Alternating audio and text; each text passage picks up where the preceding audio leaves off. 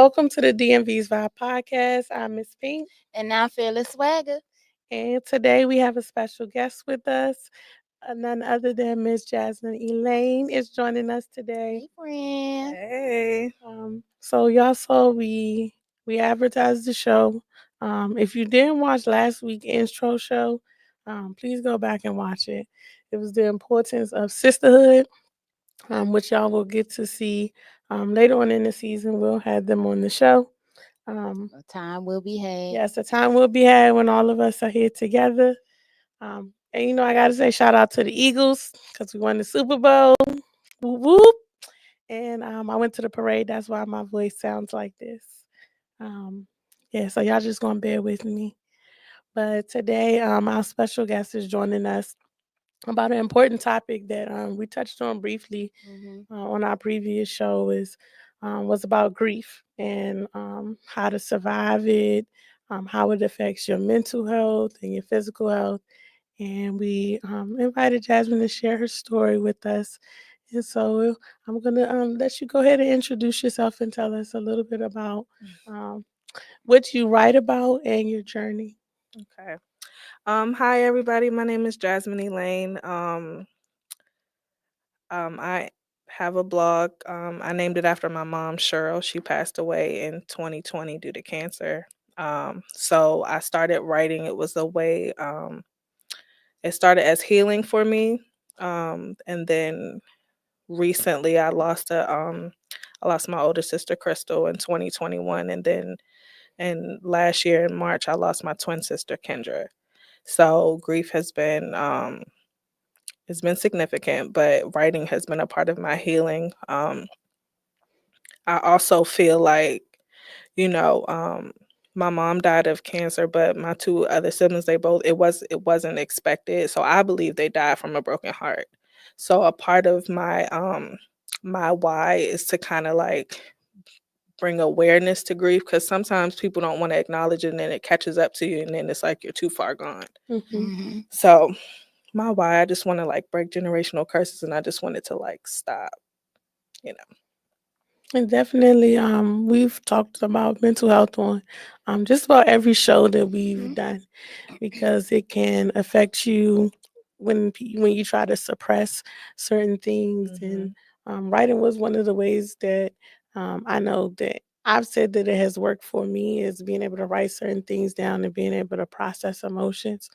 Um, if you could break down your journey a little bit to just explain to us from the journey from losing your mom into your older sister. So my mom, she got diagnosed with cancer in 2018. So a lot of times there's this thing called anticipatory grief where you're like grieving leading up to the actual passing. So I started initially writing to cope with her diagnosis.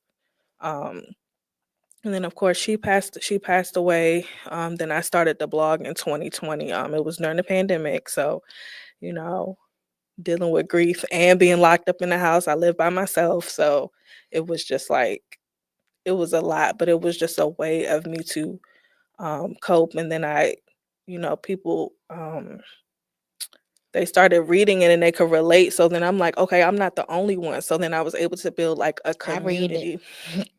I was able to build a community. My sister Crystal, she died 18 months after my mother passed, and again, that was unexpected. But she passed due to COVID, and she didn't have any like other health challenges. So I'm like, COVID for real, like that took you out. Like she done been through so much. So that's why I say I believe she died from a broken heart. Um, and so then a sibling loss is completely different. Like your parents, you expect um, nothing prepares you for losing a parent, but your parents, you expect them to go. Your sibling, we supposed to be at the nursing home, chilling. I need you. I don't have children right now, but when I do, like, I need you to watch these kids. I need you to be the auntie. So, um, that was just like another blow. And then My twin sister, again, that was unexpected. I saw her 45 minutes before she had passed away. So, but I instantly, there's like a connection with twins. So I instantly knew that she was gone because it was like, I describe it as like a disconnect or like Like something somebody just went, pulled the plug. yeah, it just went dark. Like, and I just knew she was gone. So, um, I've been in like intensive therapy for the year. I've been in therapy since my mom got diagnosed, but once my twin sister died, I had to like be in like a group therapy. It was like intensive. I was like scared at first, but it helped me tremendously. But it's still, I mean, it still hurts. Like all three of them, it still hurts. But um, my twin, that was like, and I think with my twin sister, because I think with my mom, I'm like, okay, and my mother was 64. That's still young. Like Mhm. Had a lot of life she in still it. had a lot of life in her. But it's like, okay, she got sick. My sister Crystal, I was like, what? Like, okay, I think she was 41. That's still young. Um, and I'm like, okay, she died of a broken heart. Okay. My twin sister, it was completely, we were 32. It was completely like unexpected. And I felt like, I don't know if it's like, well, I do, but it's like something in the family that like crept up because, and I don't really talk about the cause of her death just out of respect for my dad, but the cause, what she passed away from, my grandmother, my maternal grandmother, who we never met, it was similar thing. So I'm like, this skipped generations. So I'm like, this skipped generations. So I was angry. Like, okay, I felt like, the enemy, like, you think you got your hand on my bloodline, like, let's go to war. And that's when I'm really like, no, like, this has to be something, like, we have to, like, bring awareness to this. That's breaking that generational curse though, because Mhm. in Black families, we don't talk about diseases and illnesses that people have because Mm-hmm. everything is like hush hush. Mm-hmm. And it's interesting that you brought that up because actually this weekend on my dad's side, we're having a cousin's health Zoom. Like Nice. we're all going to get on Zoom and we're all going to talk about different things that we've seen like amongst our parents, grandmothers, grandfathers, aunts, uncles. Like I don't know everything about that side of the family, but I do know like some of the health things that run in the family because a lot of the people have dealt with the same things or died from the same things. Mm-hmm. But it's really something that I feel like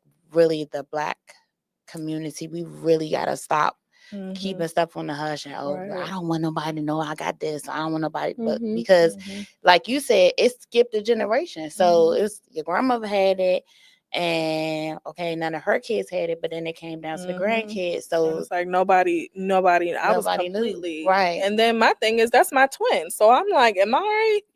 Mm-hmm. But also, I think that it's more acceptable if somebody passes away from, cancer or a heart attack or something like that. But addiction is real too, and a lot of times people, you know, it becomes hush hush. Nobody wants to talk about it. But if you think about it, somebody might be on drugs or they're dealing with whatever they're dealing with, and drugs is their vice. I can't put down a donut, but I know if I keep eating this way, it's gonna kill me too. So it's like if you have an addictive personality or there's addiction in your family, that has to be addressed too. It might not be like directly, oh, she died from a donut, but we know, you know what I'm saying? Right, Like her lifestyle and the things her that she was lifestyle, doing. but Similar to other people, and I think that's the biggest thing is like breaking those generational curses and Talking about those things that are hard to those hard address. Yeah, conversations. those hard conversations. I think I was determined to be one of those people in my family after I watched the disconnect between two generations, where I went from being a person who was told to not say too much to a person who, no, I'm gonna address everything and whether you like it or not. right. So sometimes people be like, we shouldn't talk about this around Kendra because they know I'm not going to be quiet about it. If it's something that's affecting everybody or something that should be addressed as a family, we're going to talk about it. But um, I think that's just something that, like we talked about on other shows, that don't know how our grandparents may have been raised, but Mm-hmm. at some point, just because you were taught a certain way didn't make it the right way. Right.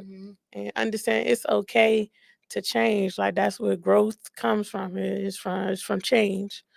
Um, One of my questions to you is, at at what point um, did you feel that your mental health was starting to like affect like your daily life? So this is funny. So I got into therapy because I thought so when I was dealing with my mom, I kept forgetting everything. Like I had like short-term memory loss. Like it was really bad. And so I went to my doctor. I'm like, I think I'm having like early signs of dementia. I'm like 25 years old. Like, and so she was like, well, that's when I learned about anticipatory grief. And she was like, well, try to do therapy first. So that's what made me start going. But it's like the brain brain fog. fog, just being like agitated all the time. And then I also needed, like, I was having really bad panic attacks where I'm sitting there, the room is closing in on me, and I'm like, Lord help me. So that's when I knew. I just felt like, it got really rough when I found out that my mom was sick. Um, my twin sister, the grief was more physical. So when she passed away, I thought that I was going through.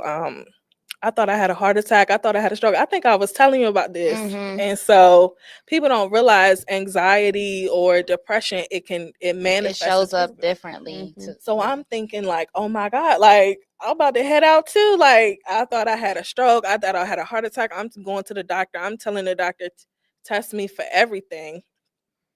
So, yeah. We're gonna touch on how grief affects that physical health as well in the upcoming episode. Um, what are some of other than writing?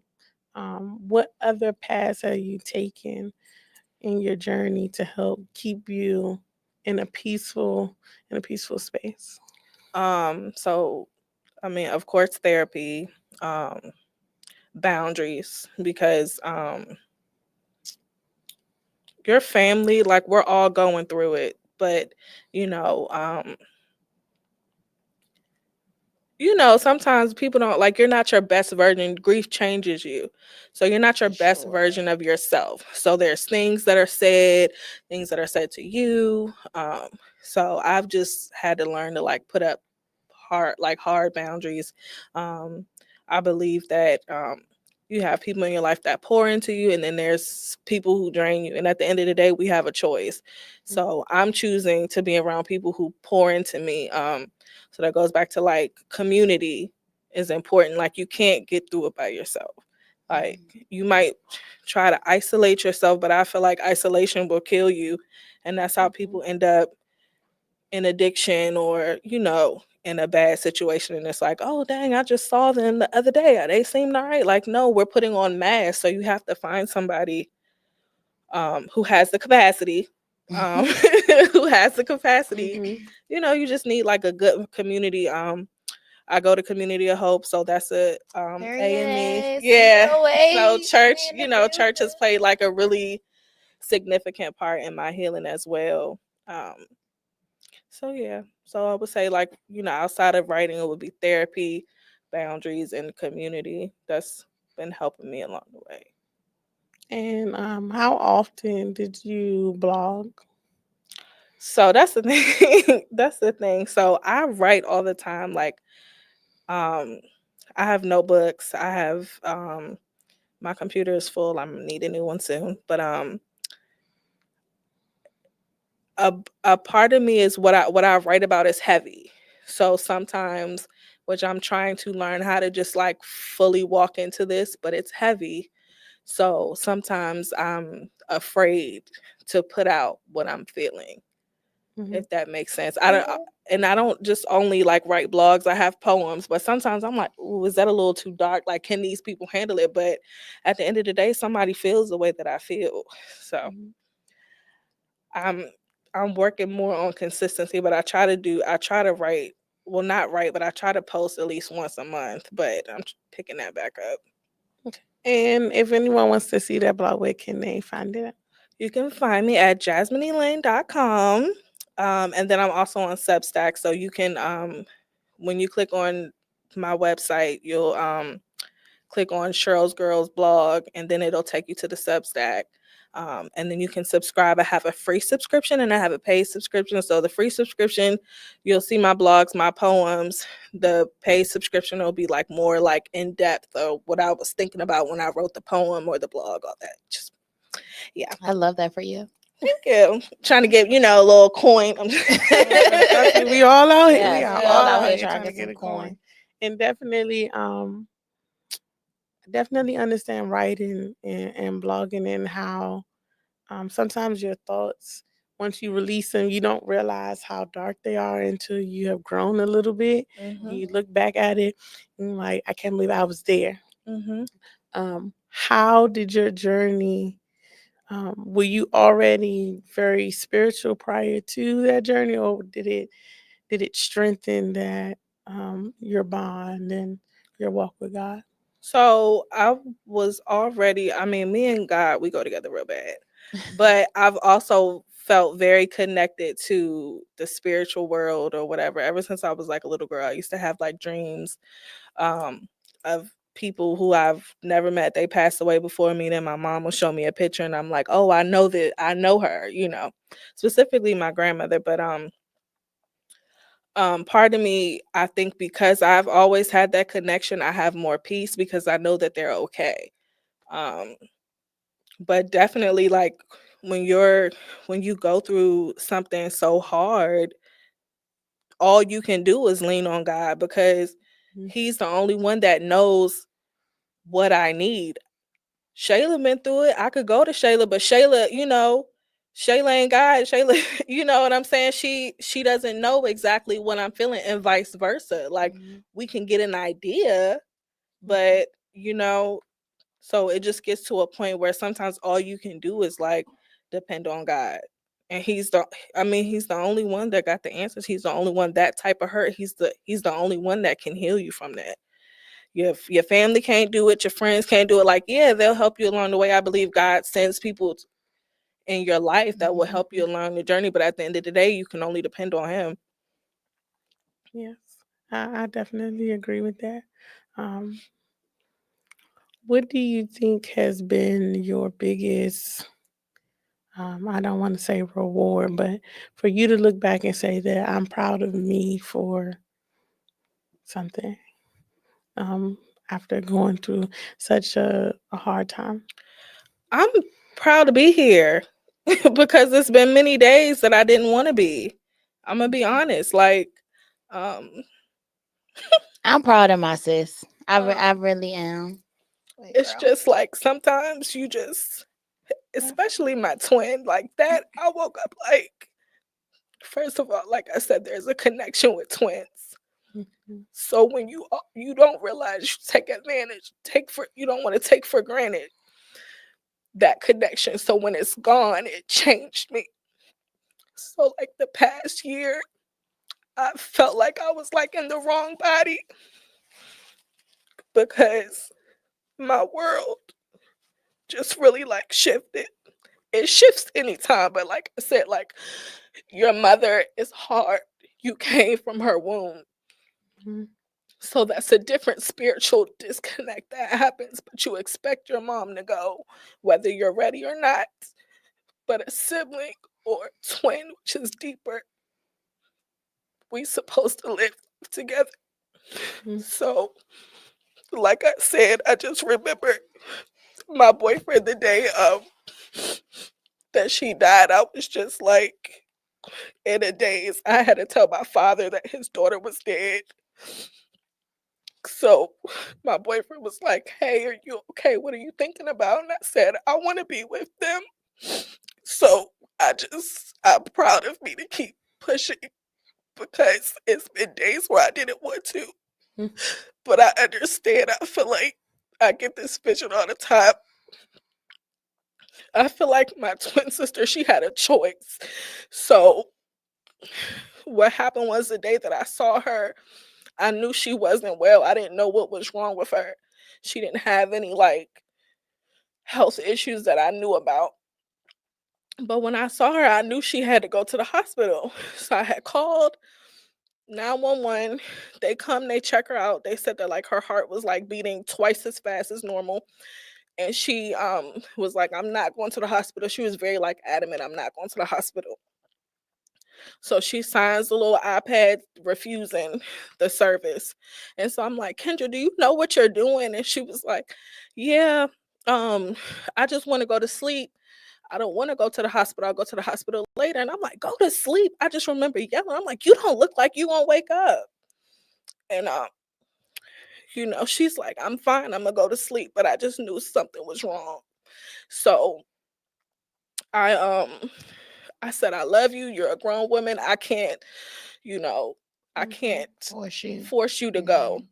So I remember I was calling my father to get him to come and make her go to the hospital. And she was very much a daddy's girl. Like, whatever my father said, like, you better get up, And so when she said, I said, I'm gonna call dad. I'm calling dad, and you gonna get up. So she was like, I don't care. I don't want to go. I'm going to sleep. And so in my mind, how it went, I believe she saw my mother and my sister waiting. I think she had a choice to go. And that's okay. And so sometimes I joke and I'm like, shoot, if I see that light, I'm gone. Like, don't give me the choice. But I feel like she passed like a rod. Like, you got it. You know what I'm saying? So even in her death, there's so much to learn. Because what she died from, I didn't know that you could die from that. So, like I said, I'm just glad that I'm still here and just keep pushing. Sometimes I wonder if they're proud of me, but I just know that, like, I feel that they are. In my dreams, I feel like they're always, like, encouraging me, so I know. So I have to keep going because what killed them is not going to kill my children or my nieces and nephews or the generation to come. It just won't. Like, it has to stop with me. But I know that she left this world knowing that I would be okay. So, sorry. No, it's It's okay. okay. It's okay. It's okay.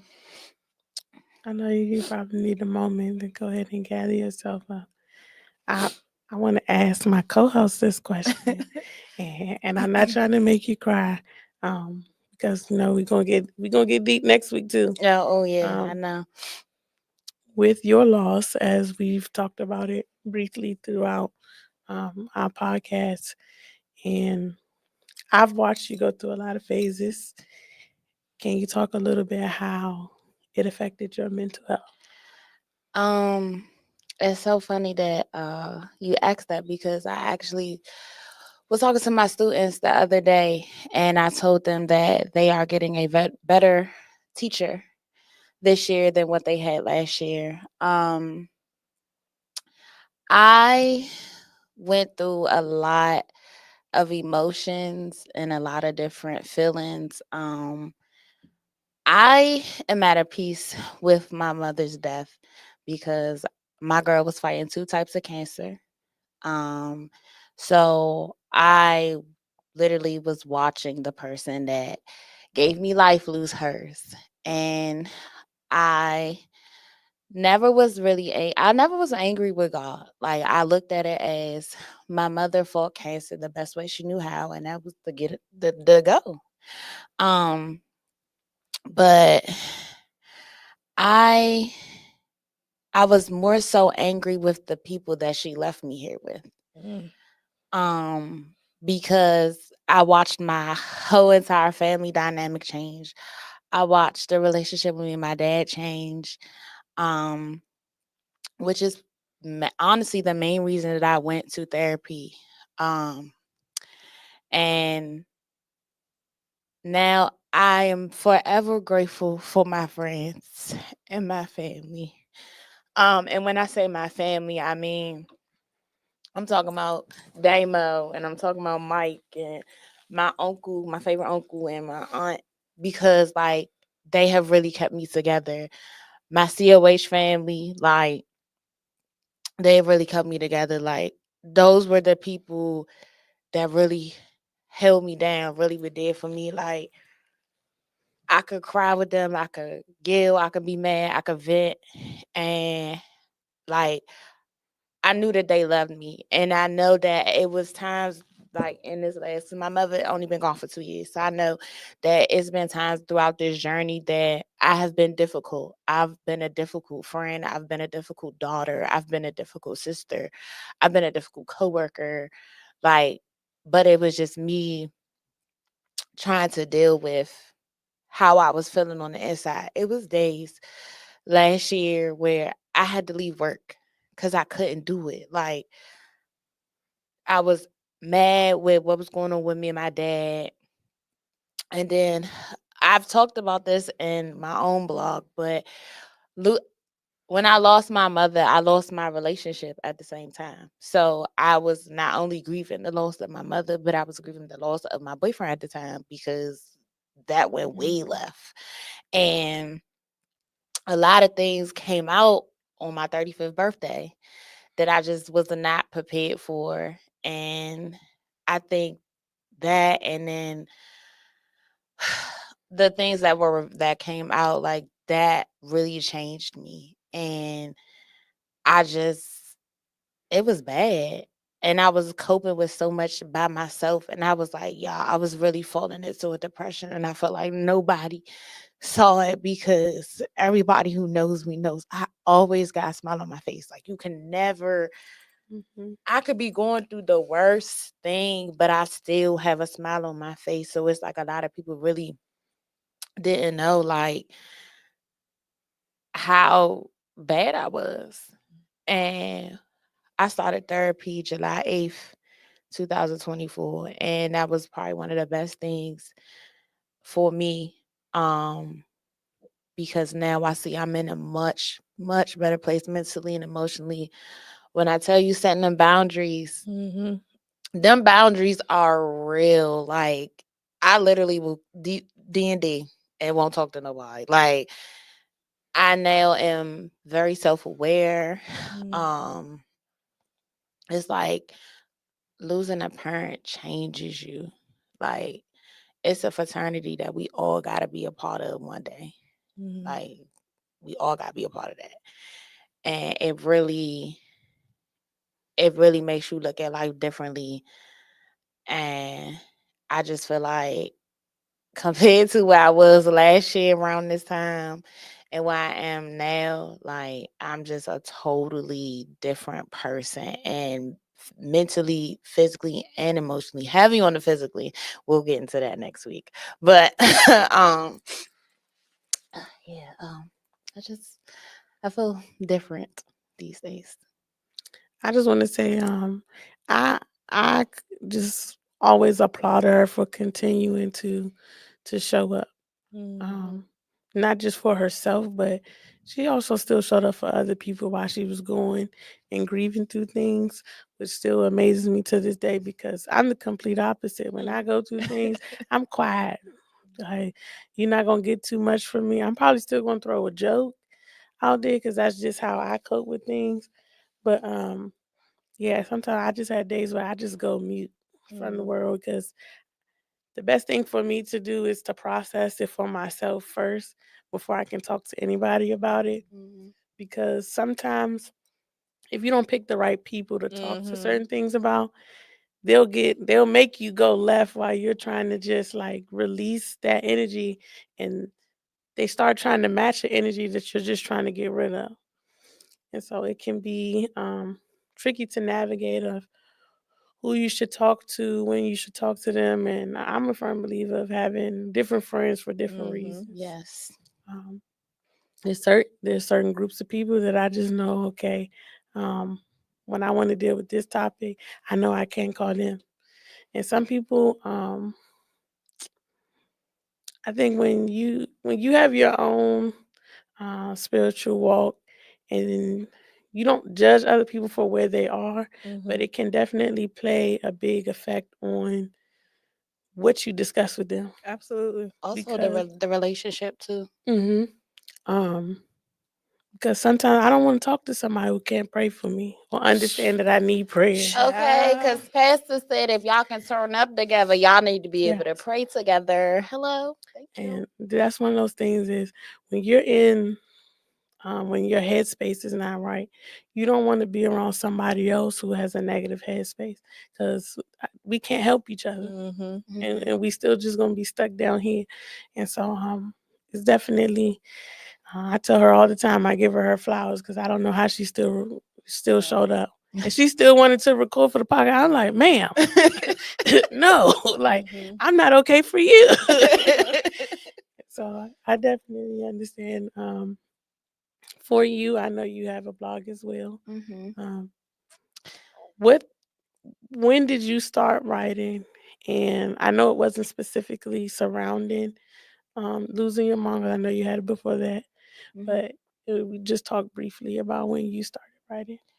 So, I journal a lot anyway. I used to journal like once a week, just whatever. But I'm always taking notes on my phone. But what made me really start really sharing my grief journey and incorporating it with my fitness journey, because it played a major role. Like, I tell people all the time that working out literally saved my life. And it's not just the physical part of working out, it's the mental and the emotional piece as well. Um, I think when I realized that I started to see how much weight I was gaining, um, and I started to realize that my vices and my coping mechanisms were unhealthy.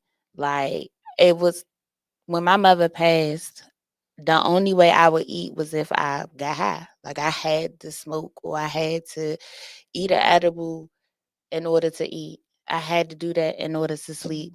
And then I was going through fists of tequila and 2 and 3 bottles of wine all by myself in a 72-hour period. And I realized, like, the mental, like, everything came together. And I was talking to my trainer, and I was just like looking at where I was when my mother first died to even where I got to this past summer. Like, there's somebody out here that's going through the same thing. Mhm. Like, and I've always been very transparent. Everybody who knows me, I doesn't know, I don't mind telling my story.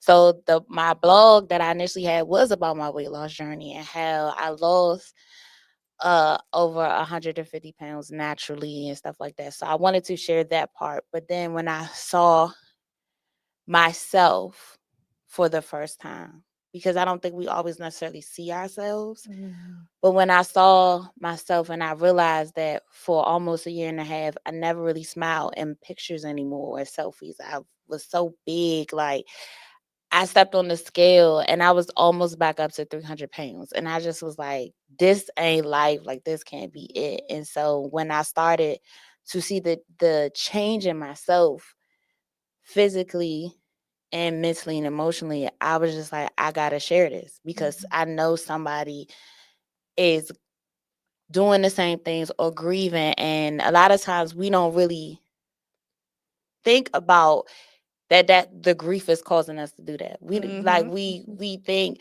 everybody think grief is you walk around, you sad and you Right. angry.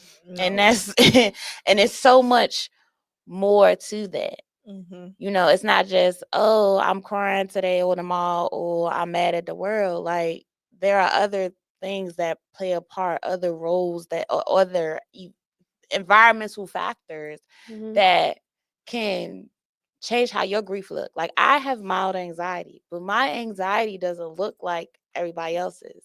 So it's the same thing with grief. Me and Jazmin both grieve, but our grief and how we handle it may be different. How her grief presents at her versus how her grief presents at me may be different. And that's why I was like, I need to share this.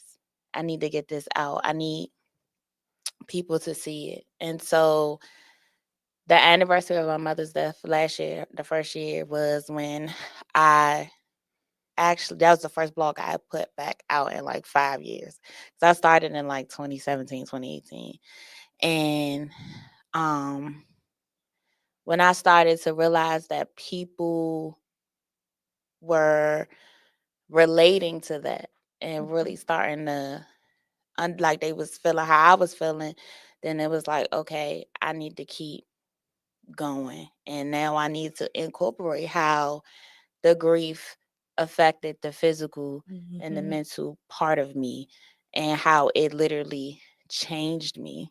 And seeing myself from even last school year to this school year is just a totally different person. Like physically, I'm just not the same. So that's what just made me want to share it. Cause like Jazmin says, it's somebody out here dealing with that. Yes, it definitely is. Someone somewhere can always relate to something, and whether you feel like you're by yourself, whether it's one person or 100 people that agree with you, it gives you kind of like a confirmation that okay, this is the first step. I have a couple more steps to get where I'm trying to go, but the first step is just um, acknowledging and doing the self reflection. Um, I know self reflection helped me a lot to be able to, I don't want to say grieve better, but I'll say how I process and I'm able to move past loss is a lot better now than what it was, I would say, in 2020.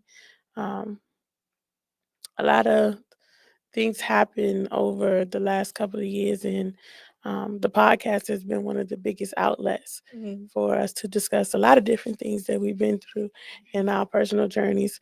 And sometimes I get messages on the podcast page, just like y'all vulnerability is admirable because a lot of people don't want to discuss a lot of the things that we talk about. And I think that's one of the goals that I've always had because it's not just helping me, is also helping other people to be able to talk about certain things or at least start the conversation to certain things that you're not alone. Addiction is a regular thing. Mental health is something that should be discussed, um, not just as a sidebar conversation, but as an everyday conversation with family, friends, um, and I even say even with work, because sometimes your job can be your job can be somewhat paralyzing to your mental health. And when people look at my sick leave and they be like, "You don't have none," because I take mental health days. And get the doctor to sign them FMLA paperwork. You can get the mental Yeah. health. Listen, take them days. Like as a teacher, they always would guilt us for not coming to school. Man, I call out in a heartbeat. I do not care. The building will be all right without me. Building Like and them kids. and them kids, because don't let me miss no day. They act like I've been gone for a whole week. But definitely take the mental health days. And some of y'all kids be needing mental health days. Listen, please. But the most important thing I want to say is I think about, how we go through things in our personal life and just being an adult. Just adulting can be rough. So imagine my heart goes out to people who are adulting and our parents. Because baby, some days y'all are I can't do it. Superheroes. My hat is off to you because I literally sent Jazz a post like last week or something. I was like, that moment where after working with kids all day, you can go home. You go home to no kids. No kids. Nobody's asking what we eating for dinner. Nobody's no. Nobody's waking you up on Saturday mornings asking for Cheerios. Like, like Y'all are the superheroes. So what you doing this weekend? Sleeping. yes. So I lived that life for about 2 years, and all I can say is the first 6 months whooped my ass, y'all. Whooped my ass. Am I prepared to be a stepmommy again? Absolutely, but I'm telling you right now, I think I have way more patience and learn how to navigate things better now than I did 10 years ago. 10 years ago, whew, I think I probably had to drink every night after he went to sleep. And it's not that he was a handful, it's just that after you deal with life and then you have to come home and put on a happy face for a 4-year-old, that was a lot. That was a lot. So shout out to all the parents who are trying to navigate their mental health and still be a parent, a sibling, a friend, all of those things. Like shout out to y'all. Um, what do you think is the best advice you could give to someone who may be going through a hard loss? To give yourself grace. I think that for me, especially when my mom first passed, I'm like, it's been a month. I should be over this by now. Like, why am I still sad? Why can't I get out of the bed? Why can't I, you know what I mean? It's like it's not like there's no ending to it. Like it's just something you learn to live with. But I feel like I was probably harder on myself than I needed to be, because if you need to lay in the bed, then lay in the bed. Lay My in the bed. therapist tell me if you can't get out of bed after day 3, then it's a problem. But you know, just take the days, give yourself grace. Don't feel guilty for putting up boundaries, and don't feel guilty for being, or don't be mad or mean to yourself because you're sad, because it's real. Like it's not, it's okay to like go through something, and you know you're trying to process it. Like you can't just get up and move. Like Feel those emotions. Like yeah. allow yourself to feel those things. Like, and I definitely agree. Grace is the biggest thing. And honestly, I will say after losing my mom and really sitting back and really, because I had to extend myself grace. Like Yeah. I'm like, girl, you just literally watched the woman that gave you life lose hers.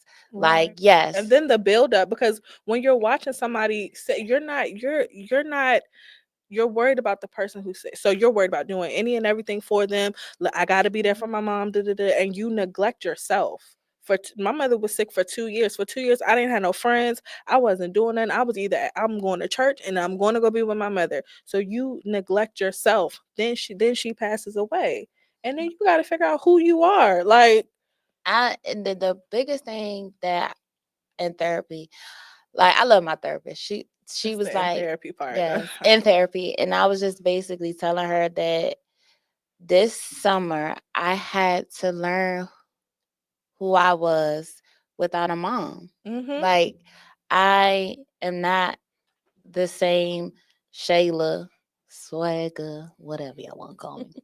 I'm not the same person I was for 34 years because I had a mom for 34 years. And now I don't.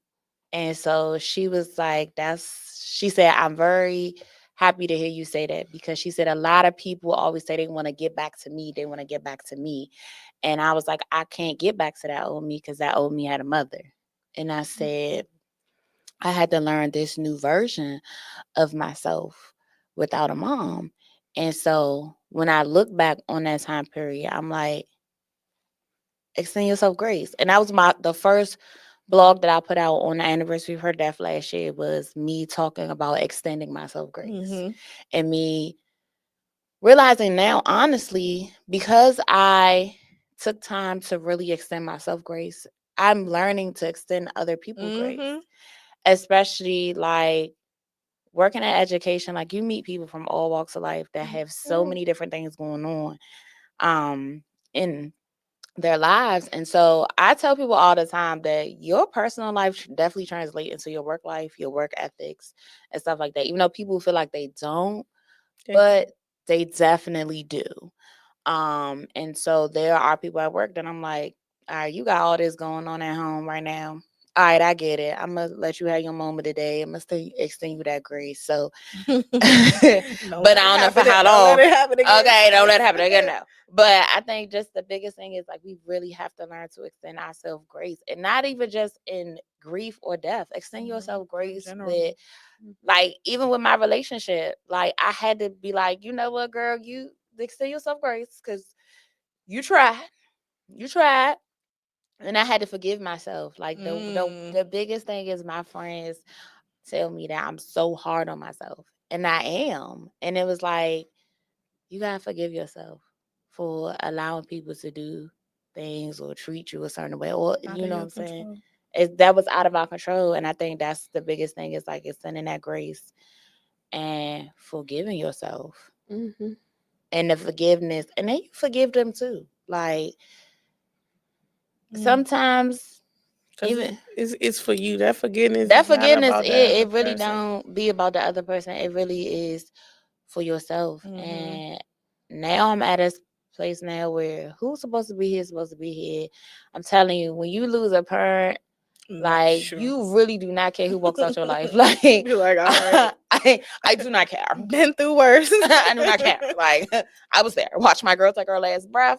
So, and you really bye. Like you, it really changes you, but it's all about how you use it. And I know that my mother was not the type of person that would want me walk around being mean and nasty to people. I've always said that I would never use my mother's death as a way to as an excuse to treat people any other type of Sometimes you way. don't realize, like sometimes you know, that's why it's important to be self-aware, but sometimes you don't even realize you're being evil. I know sometimes I don't. I'm like, until somebody be like, yo, what's up with you?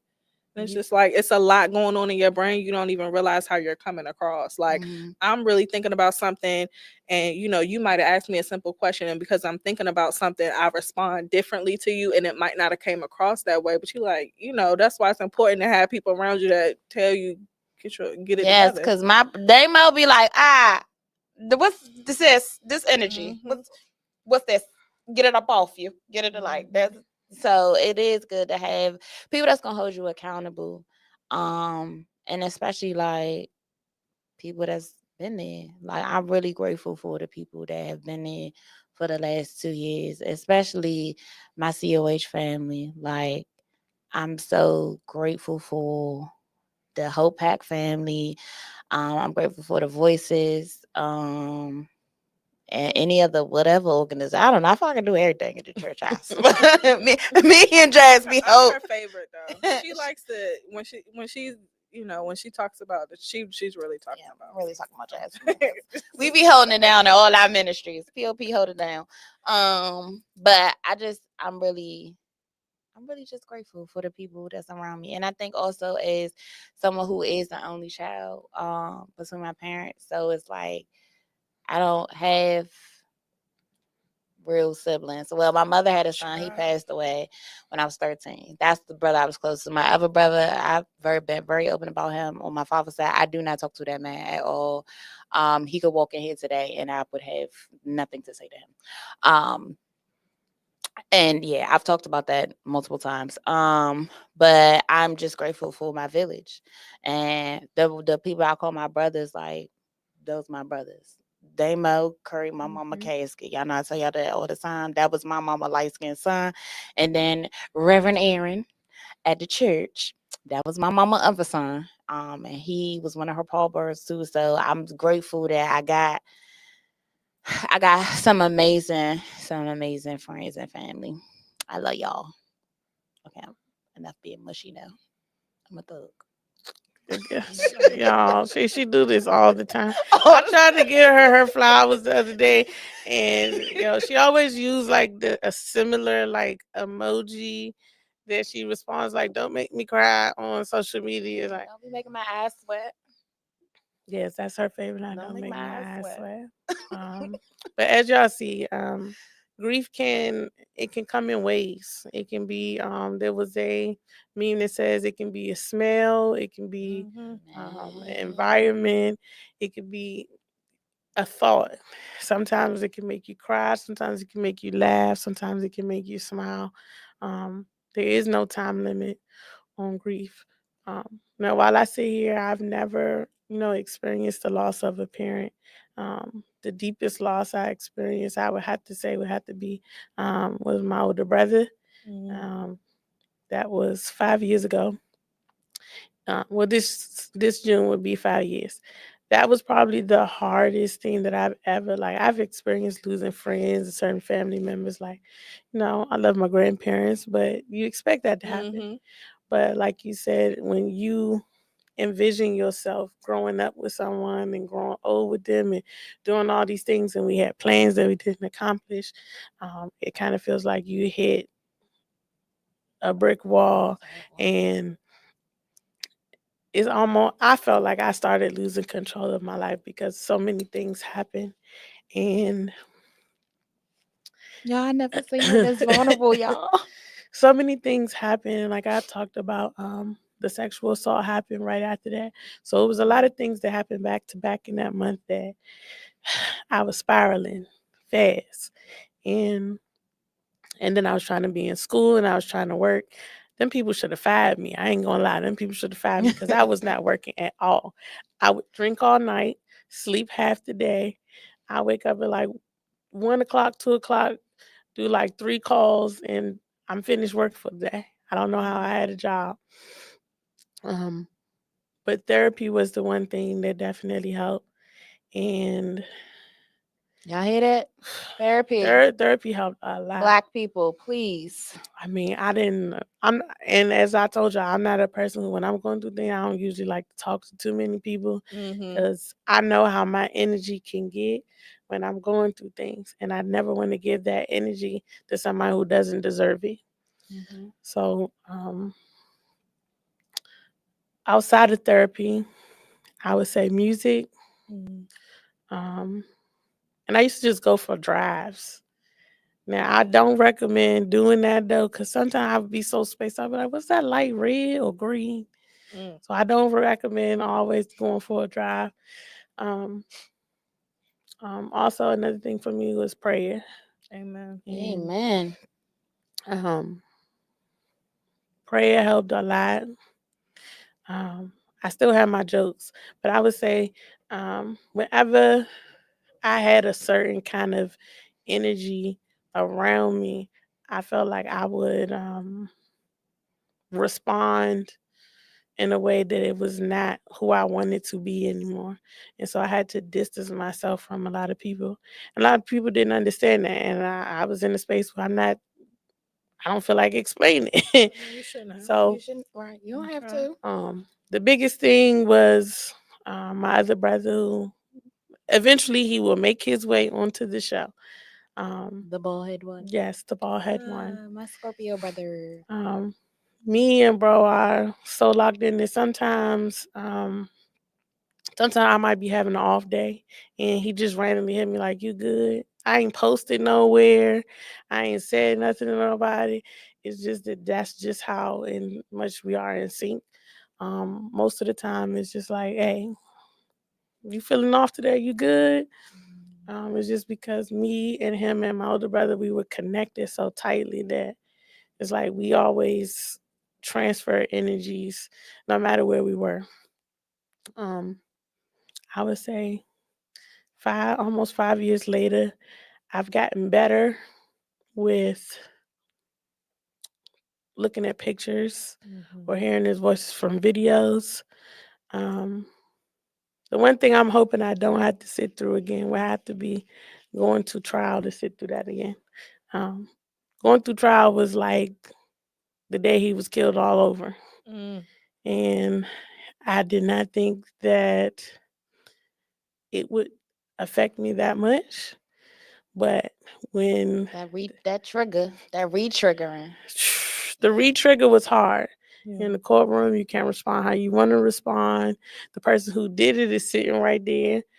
And how I wanted to react, I know that I would have ended up in handcuffs too. Mm. Um, I think the hardest part was that Ring cameras are a motherfucker. I'm telling y'all right now. Ring cameras literally caught it from multiple angles. And Shout out to Shaq. listen, I did not know that they could connect to make a full fucking movie like that when you have neighbors and it's a ring. But So they took all the neighbors' rings and put them together. yeah, That's crazy. So how is that watching that? it was hard because you could hear the gunshots, you can see him begging for his life, Oh my and God. you see him essentially like do the last kill shot in the video as well. Mm. The only thing I could not look at was when they did the picture of the autopsy. That's one thing I didn't even look at the screen for. Wow. I don't want to have to sit through that again. So I'm hoping that Charles County, get that together so we don't have to sit through it again. And the man should never be able to see the light of day. But, Mm. he's trying to plead his case with having mental health issues. And while I understand that, I feel like you knew exactly what you was doing. Um, I would say to anyone experiencing a loss, talk to somebody. Doesn't matter who it is. Find someone that you feel safe with. Mhm. Um, if you feel like you can't get the right resources, um, there are phone numbers you can call that you can talk to people anonymously. I will make sure that I tag that It's text onto. numbers too that you could text people. Um, Community of Hope is an amazing church. I've had the Mhm. experience of going to their church as well as attending a women's conference there, as well as I'm a member of First Baptist Church in Glenarden. Okay. Um, I would say whatever you need to get off your chest, though, you write it down, talk to somebody. There's going to be somebody, find someone who will listen. If you don't have anyone, you don't know anyone, you can send us a message on the podcast page. We will definitely find resources for you. Um, as they said, give yourself grace. There's no amount of time to heal, but you definitely don't want your wounds to start bleeding onto other people. Mhm. I think the biggest Regina King, she lost her son Mhm. to suicide. And the biggest thing that I took away from one of her interviews was she said grief is love that has no place to go. And that's really what it is. Like, you never get over the loss of someone or the death of someone, especially somebody that you cared about. But you just learn how to cope with them not being here. And I tell people all the time, like, allow yourself to feel whatever it is that you feel. Like, there have been moments where I'm fine and I'll think about something and now I'm boo-hooing like a baby. Or there have been like smells or just any little thing. Like, my mother was a die-hard Dallas Cowboy fan. Like, that was our thing on Sundays. We sat down, we watching Red Zone from the time from 1 o'clock all the way up until they showed the last whatever to the night game. And I remember, so y'all know, like, I love football, but football has been hard for me because that was me and my mama's thing. And I remember the very first game that I watched in 2020, the 23 season. It was a night game. It was us, and I think it was the Giants, Cowboys and the Giants. CD Lamb caught the ball for a first down. It was like a 40-yard pass, something like that. I boo hoo cried. Like, I cried, and I called my brother and I was like, I can't believe I'm sitting here crying because CD Lamb got the ball. But I sounded like my mom. Like, I was like, oh my God, like, this is how she throwed her hands. Like, this is so. Mhm. It was just like, to anybody that probably look crazy, but I'm like, that was what me and my mama did. Like, that was our thing. So it's been hard for me. Like, last year I was like not really into football like that. this past season, I'm getting a little bit better back in my rhythm because those that know me know, like, I done been to Pro Bowls and Super Bowl cities and all that. So, like, so football is life over here. So it was real hard. And I think about those things and I be like, dang, like, grief really is real. And it seems so small to some people, but like, that was such a big moment for me. Like, I really was sitting in the bed, boohoo crying when CeeDee Lamb caught the ball. Like, and I called my brother, and he was like, "It's okay, sis," because his mother was a Cowboys fan too. He a Cowboys fan, so it's like, hate that for y'all. Man, listen, it'll not be too much all on us. right. I really hate that for y'all. No, for real. But 'Cause y'all leaders said some delusional stuff, but that we'll say that for another day. well, at least the NFC East is the only conference in the league that everybody has a Super Bowl. Yeah. All right, we'll take that, but we still Yes. got the most. I want to add something. Mhm. If people, if somebody comes to you and, they're expressing themselves and you don't know what to say, just don't say nothing at That all. part. Because a challenge that I've had, Listen. people say really stupid stuff. And it's just like, Sometimes you should ask, do you have the mental capacity for me today? Because I just be wondering. I've been told my family was cursed. We need to go see a priest to pray this curse up off of us. Just wild stuff. Yes, I Like, remember you telling me that. okay, we know that she's in a better place. I don't want to hear that right now. Like, just if you just don't, just listen sometimes. Yeah, and so I shared this in our last show is that sometimes as a friend I don't know what to say, but I'm happy that like when we formed our sister circle, with other people who may have experienced something similar as Shayla that they can connect on something. Because the biggest thing I do is I'm a pray. I'm a pray Okay. for her, and she know I'll send it in a voice message in a heartbeat. Because sometimes if you haven't experienced that, you don't know the right words and you don't want it to sound just like you don't want it to sound cheesy. And so the biggest thing that I can do for you is just to pray for you to be in a better space. Yeah, absolutely. Um, we always end our show with words of wisdom. And so it can be whatever you have on your heart, as well as I also want you to go ahead and plug any social media and your website. Okay, what's the words of wisdom? Mm. Um, I guess keep God first. My grandmother always tells me this: Praise keep the God Lord. first, and you'll be all right. Um, so yeah, just always keep God first. And then my social media handle is Jazmin Jazmin underscore Elaine Elaine underscore. That's for Instagram. And then my website is jasminelaine.com. So Elaine was my mama middle name. oh my, isn't that crazy? That's crazy. And then Divine, yeah, and then your name is Kendra, and then your mother like divine, and alignment. Correct. Um, go ahead. Am I going? Yeah. Okay.